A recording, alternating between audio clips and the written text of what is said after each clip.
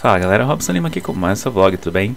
E as eleições de 2022 foram suficientes para me tirar do limbo, né? E a gente poder finalmente falar um pouco de política, olha que maneiro.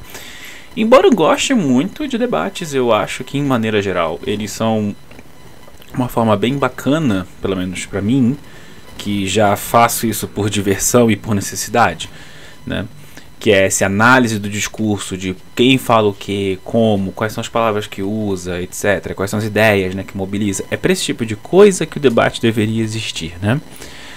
A gente, obviamente, vai ter muitas críticas, né, a respeito do formato do debate político como a gente conhece, essa coisa do candidato pergunta para o candidato e em temas, não sei o que. Em tese, deveria ser um debate de ideias para levar numa síntese, mas na realidade não é realmente isso, é mais um campo de batalha, né, politicamente falando. Usualmente isso não é um problema, né, porque é parte do processo.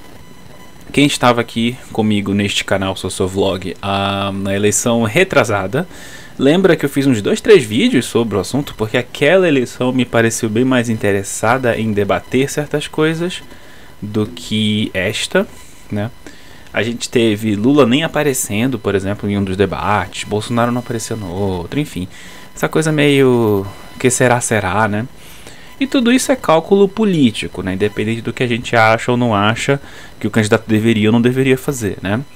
A assessoria dele decidiu se faria ou não e assim a gente vai.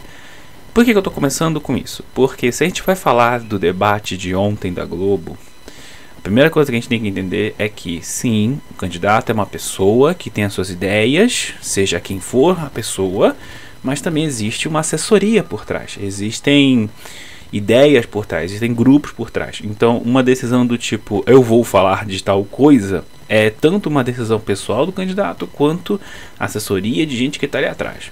Entendeu? Eu realmente não vou descer muitos detalhes em muita coisa. Vou fazer uma leitura minha geral do que foi dito, né? Eu fiz uma enquete há uns 4 ou 5 dias atrás, né, na aba de comunidade. Se você não viu é porque você ou não seguiu este canal ainda, que você está esperando, né? Botões estão aí embaixo, aperte o sininho, essa coisa toda. E eu perguntei, olha, quem que vocês vão, né? Lula, Ciro, Bolsonaro, blá, blá, blá. Ninguém justificou nada. Teve algumas pessoas que apertaram outros lá, mas ninguém justificou nada. Sei lá, eu acho que eu devia ter posto uma opção para voto nulo. Talvez alguém ia ter falado alguma coisa. Não sei, tudo bem. Flop passou. A minha questão é que quando eu chego num debate desse, que inclusive eu nem vi o começo, tá, gente? Eu não vi os 2 primeiros blocos, eu tava na rua. Começou muito tarde, né? E terminou muito tarde. Mas assim, eu vi o que eu achei que eu ia ver. Isso é muito típico também, né? O Bolsonaro decidiu fugir do combate direto ao Lula, né? Ele decidiu. Aí fica a questão se é ele que decidiu ou se é a assessoria dele que decidiu, né? Que ele simplesmente não ia se bater diretamente com o Lula, né? Ele falava o Lula quando oportunidade, etc. Mas, por exemplo, o bloco de perguntas que ele abriu, ele não se dirigiu ao Lula, foi falar com outro candidato menor, né? E fazer a tabelinha dele. Que inclusive a pecha de candidato laranja pegou no padre fake, né? Que até onde a gente sabe o padre Kelson é fake. Nem sei mais o nome dele, se é Kelson, se é Kelvin, nem interessa, não importa. Porque ele só está lá porque o Roberto Jefferson foi cassado, né? O que é interessantíssimo, né? Porque foi uma escolha da televisão, né? Se a TV Globo pode chamar um cara daquele, por que ela não chamou a candidata do PCB ou o candidato da UP? Entendeu? Porque não tem nada que impeça, né? Ah, mas o que a lei eleitoral diz é que ela diz que você tem que chamar quem tenha X pessoas representantes nas 2 casas do poder. Não diz que você tem que excluir quem não tem isso aí, né? Então aí é interessante. O Bolsonaro não esperava muita coisa. É aquela coisa, né? Eu acho que deve ser um pouco complicado quem é muito fã do Bolsonaro, quem é muito torcedor, né? Porque a gente tem que ficar nessa coisa de olha que legal, ele não fez X coisa, sabe, ficar dando biscoitinho porque ele resolveu não, sei lá, falar mal dos direitos humanos. Eu sei que não é assim, na real, que o bolsonarista hardcore, vamos colocar assim, se vê. Né? Mas é divertido pensar dessa forma, né? Ciro, apagadíssimo. Não esperava outra coisa. Se você não está muito pela internet, não anda muito pelo Twitter, ou não tem muito contato, né, com as coisas que acontecem no mundo da política, né? Não segue muita gente assim em blogs e tal, e podcasts que falam dessas coisas, você pode não estar sabendo. Eu cheguei a considerar fazer um vídeo mais pesado só sobre isso, mas acho que vai passar meio que o tempo da eleição, não sei se vai valer a pena essa pesquisa toda com um negócio desse. Mas a verdade é que não é de ontem, nem de anteontem, que o partido do Ciro anda flertando com setores da nova direita, né, na nossa versão brasileira da alt-right, né, a galera mais facho mesmo, especificamente o pessoal da Nova Resistência, que é um grupo nacionalista que tem umas tendências fascistas bem pesadas, tá? Eu falo tendências fascistas mais para poder me garantir, né, me dá uma aura de eu posso negar, posso dizer que sim ou que não, mas sinceramente não tem muito o que negar. Se você for lá no site deles, procurar saber o que eles dizem e for ver o que eles dizem e comparar com as ideias, né, sabe aquela coisa, né, tem pata de porco, orelha de porco, né. Pois é, o PDT andando com isso. E agora com essa campanha que teve do Ciro renunciar, porque era pro Lula ganhar logo no primeiro turno, o que é tanto direito do Ciro dizer que não vai fazer isso, que vai concorrer até o fim, quanto é direito do pessoal do Lula dizer que ele tem que fazer isso, tá? Não tem nada de errado aqui, não tem contradições aqui, tá bom? Então essa história de ficar falando que foi censura do PT, não, segura a onda aí, tá? Você pode opinar que o candidato tem que fazer X ou Y. Você pode fazer pressão para o candidato fazer X ou Y. O candidato X ou Y que escolhe para fazer isso ou não. É problema dele. Ciro decidiu ir até o fim. Então a gente viu um Ciro apagado. Um Ciro que tentava ali mexer um pouco com o Lula, não conseguiu. Tentou mexer um pouco ali com o Bolsonaro numa pergunta capciosa no penúltimo bloco, não conseguiu. Bolsonaro arrebatou, porque, enfim, o Ciro se comportou como se ele tivesse, sei lá, no primeiro cargo dele, né? Fez uma pergunta totalmente nada a ver ali. A gente tinha muita fuga de tema. Meio ambiente, porque a corrupção do PT, sabe? Se você estava esperando um debate para ver as ideias dos candidatos, você deve ter saído muita decepção aí para você, porque na maioria das vezes a gente não teve. As poucas vezes que nós tivemos umas interações bacanas foi justamente depois do antepenúltimo bloco, se eu não me engano, que o Lula se estressou um pouco ali com o padre Kelson, né? Porque, enfim, ele tava querendo interromper todo mundo, falando, é bem perceptível que o próprio Bonner tava ali considerando todas as escolhas da vida dele, pensando se a hora extra que ele ganhou para estar mediando aquele debate realmente valia a pena, né? Isso era bem óbvio na cara dele. Mas é a vida, né? Acho que, por exemplo, que quando você choca o ovo da serpente, você não pode reclamar depois que a serpente está sendo uma serpente querendo te morder, né? O ponto é que Lula brilhou bastante, né? Eu sinto que até o Lula apagado é um Lula muito bacana, né? Porque ele tá aqui e o resto do pessoal tá aqui por um motivo muito simples. O Lula tem mais experiência e traquejo político, né? E de novo, debate político é muito mais uma análise de performance, uma análise de o que você mostra do que necessariamente o que você fala, como é toda a política, tá? A política, de um modo geral, ela é muito mais um lance de símbolos e significados do que propriamente quem tem as melhores propostas. Porque decidir, né, quem tem as melhores propostas já é uma solução para um problema que você só pode ver a partir de uma determinada lente ideológica, entendeu? Se você acha que desemprego é uma coisa que sempre vai acontecer e sempre vai ser assim mesmo e acabou, não tem nada que o Estado pode fazer, você já vai estar condicionado numa determinada resposta quando vier um candidato e falar, olha, tem que privatizar as companhias públicas aí, tem que privatizar água, privatizar luz, não sei o que, não sei o que. Você já vai ter uma resposta para isso, de achar isso bom ou não. Porque lá atrás na sua proposição, você pensou, é assim mesmo, a vida é assim mesmo. Você tá entendendo o que eu quero dizer? Então eu chegar aqui e falar pra vocês o que eu estou fazendo agora. que, olha, o Lula, na minha opinião, e isso é a minha opinião mesmo, ele teve mais traquejo do que eu até esperava. Eu sinceramente esperava um Lula até mais quieto. Eu achei até que ele atacou muito, sinceramente. Especialmente considerando a posição que ele está nas pesquisas. Ele fez o trabalho dele. Bolsonaro fez o trabalho dele, na verdade. Ele jogou bastante para a torcida dele, que é o que ele pode fazer, né? Porque a polarização que todo mundo reclama nesses editais de política, mas no fim das contas é a polarização que está levando as pessoas para a urna, né? Você cada vez mais tem gente que vai votar bem naquela ideia do Fla-Flu mesmo, né? Do nós contra eles, do contra o comunismo, contra o neoliberalismo, não sei o que. Você tem muito essa ideia, né, no voto hoje em dia.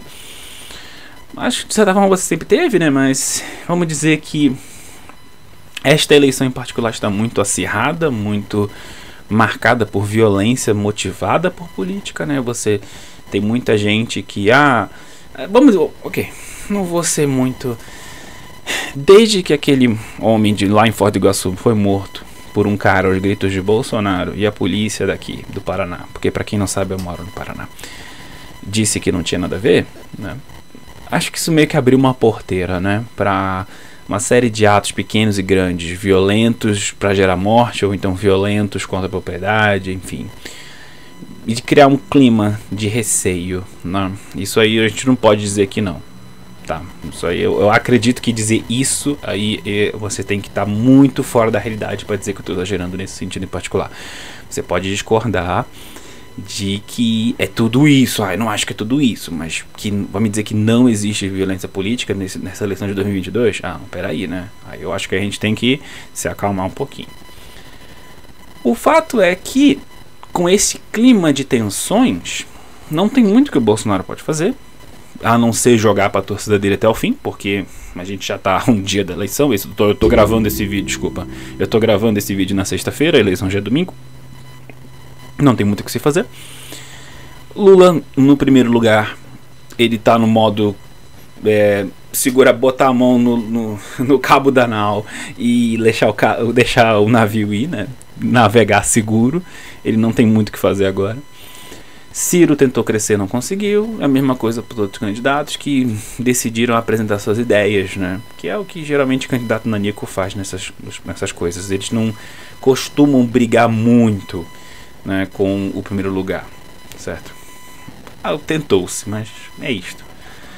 No geral, eu achei um debate bastante tranquilo. Alguns momentos bem quinta série, né, que me deram umas risadas. Mas em termos de esperar que o debate seja uma grande exposição de ideias, essas pretensões eu larguei na eleição passada, quando o Bolsonaro se elegeu na retórica antipolítica dele. Eu já peguei essas minhas intenções, que admito que são tanto ingênuas até, de olhar para uma eleição e pensar na forma racional que os diálogos estão sendo colocados, como as propostas, não sei o que. Eu decidi pegar todas essas minhas ideias e não aplicá-las em presidente. Talvez eu aplique elas em deputados, senadores, né, que é o pessoal legislativo, que é uma outra ideia. Mas eu não apliquei muito isso nesse debate presidencial, porque não era isso que eu estava esperando. E sinceramente eu não acho que é isso que ninguém espera desse debate. A gente gosta de ouvir essas coisas, é legal quando acontece. Eu sempre tenho essa impressão quando eu acompanho esses debates pela internet, ou até quando estou na casa de alguém que está vendo isso, que as pessoas gostam do debate de ideias, que um bom debate de ideias é um negócio que as pessoas gostam de ver, porque é sempre legal, né? Eu tenho a impressão de que é a mesma impressão de que tem quando você está no TikTok ou no YouTube, você vê aqueles vídeos de pessoas fazendo coisas com as mãos, né? Construindo coisas, né? Ou então montando uma estátua, pintando alguma coisa, né? Naquele time-lapse. E sempre dá aquela impressão de que, meu Deus, isso é muito legal, e você fica lá, sabe? Essa é a impressão que eu tenho de quando as pessoas falam pra mim que elas gostam de ver debate porque elas gostam de ver ideias. Porque eu sinto que é muito isso mesmo. Eu sinto que, de um modo geral, as pessoas gostam, mas ninguém espera muito mesmo isso de debate presidencial. Ou pelo menos numa eleição como a nossa, em que eu poderia dizer muitas coisas a respeito do comportamento de certos candidatos que começam com a letra B. eu vou tentar não entrar muito nisso hoje, né? A gente tá quase indo pra 15 minutos de vídeo, então não vou me bater muito com isso hoje. Eu vou me firmar no debate. E falando em termos especificamente de debate, todo mundo fez o que deveria fazer. Não tem mais o que fazer. Eu não acredito muito em debate virar voto.